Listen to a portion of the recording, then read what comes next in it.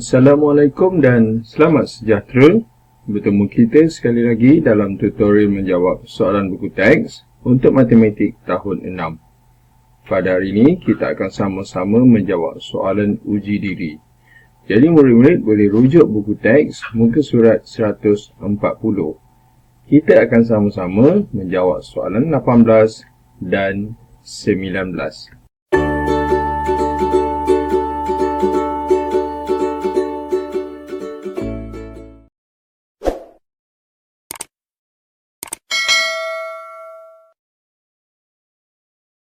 Soalan 18. Sajid menyimpan wang sebanyak RM12,000 ke dalam akaun pelaburannya. Okey, kat sini wangnya RM12,000. Dia mendapat dividen sebanyak 4% setahun. Berapakah nilai dividen selepas setahun? Jadi soalan nakkan kita kira nilai dividen untuk setahun iaitu 4%.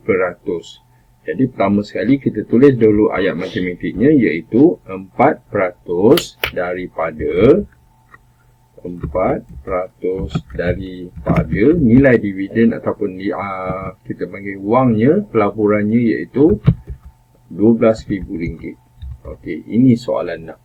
Okey, kita perlu tukarkan 4% ini kepada wang, dividen ini kepada nilai wang. Jadi 4% ini langkah pertamanya kita perlu tukar kepada pecahan, yang mana peratus ini merujuk kepada per 100. Jadi kita akan buat 4/100.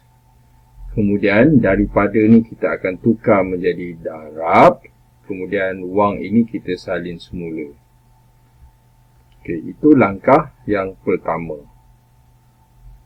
Sekarang kita akan darab, tetapi kita lihat situ ada nombor yang boleh dipermudahkan, ada sifar yang kita boleh permudahkan. Okey, jadi kita permudahkan, kita potong dua sifar yang berpasangan. Okey, seterusnya barulah kita darab. Okey, jadi 4 ni kita akan darabkan dengan 120. Okey, 120 itu ialah RM120. Jadi kita buat RM 120, kita darabkan dengan 4.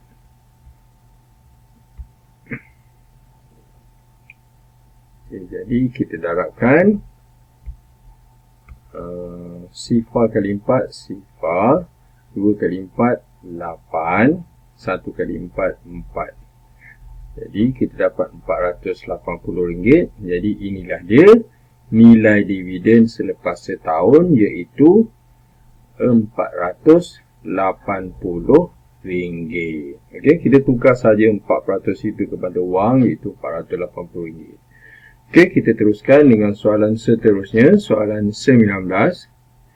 Yang berikut ialah catatan aset dan liability Cik Dia. Okey, ini dia ada aset dan juga liability. Okey, simpanan RM50,000 ini kita namakan sebagai aset iaitu kepunyaan. So kita tulis A. Okey, hutang kad kredit RM1,460. Jadi ini sebagai liability. Kerana apa? Kerana hutang, simpanan yang dipunyai jadi aset. Pinjaman pendidikan, jadi pinjaman juga ialah bebanan, dipanggil hutang, jadi ini sebagai liability sebanyak RM15,000. Kereta dibeli tunai. Dibeli tunai maksudnya bila dah dapat tunai, maksudnya bukan hutang. So ini sebagai aset iaitu RM35,000.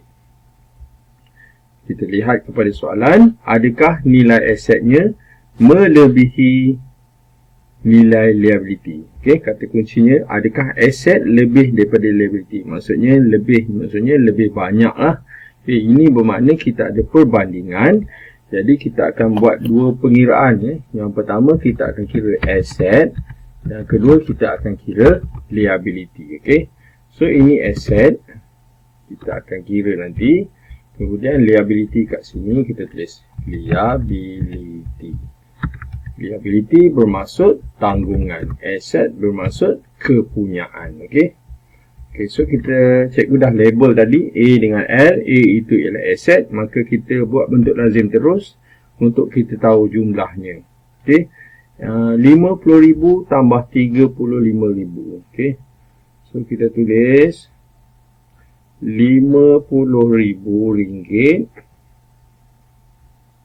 kita akan tambah RM35,000.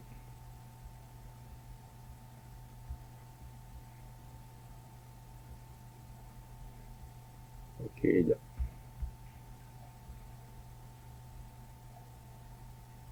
Kita tambahkan.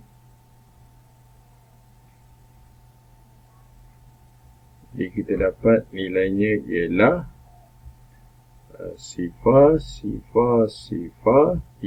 tambah 5, 5 tambah 3, 8. Jadi inilah dia jumlah aset, iaitu RM85,000. Okey, manakala liability L itu RM1,460. So buat RM 1,000, kejap. Oh ni 5,000, so kita ni sikit. Kita jarakkan RM1,460. Kemudian L satu lagi RM15,000. RM15,000.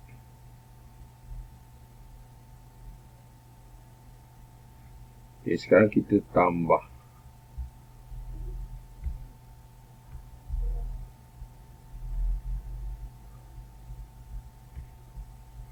Jadi kita dapat nilai dia sifar 6, 4, 1 tambah 5, 6, 1 kekal.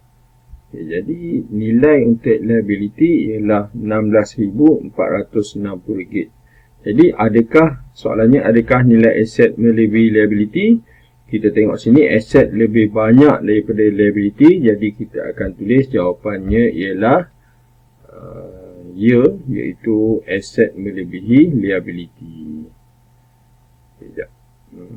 Kita tulis putih. Okay, so kita tulis aset melebihi liability. Buktikannya. Okay, so kita tulis kerana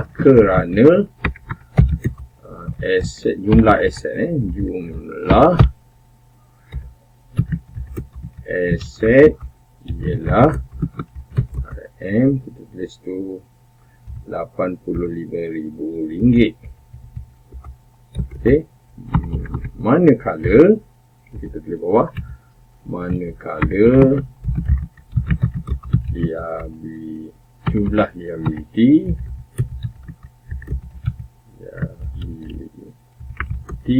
ialah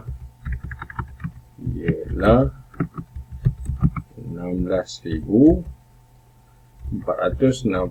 Jadi buktinya di sini di jalan pengiraan itulah. Okey. So ini buktinya. Jadi itulah dia jawapan untuk soalan 19. Jadi dengan itu tamatlah sudah latihan uji diri kita pada hari ini untuk muka surat 160 bagi nombor 18 hingga 19. Yang baik itu daripada Allah SWT. Manakala yang tak baik itu adalah daripada kelemahan dan juga kekurangan cikgu sendiri, dan cikgu minta maaf. Jadi sekian daripada cikgu. Terima kasih dan jumpa lagi.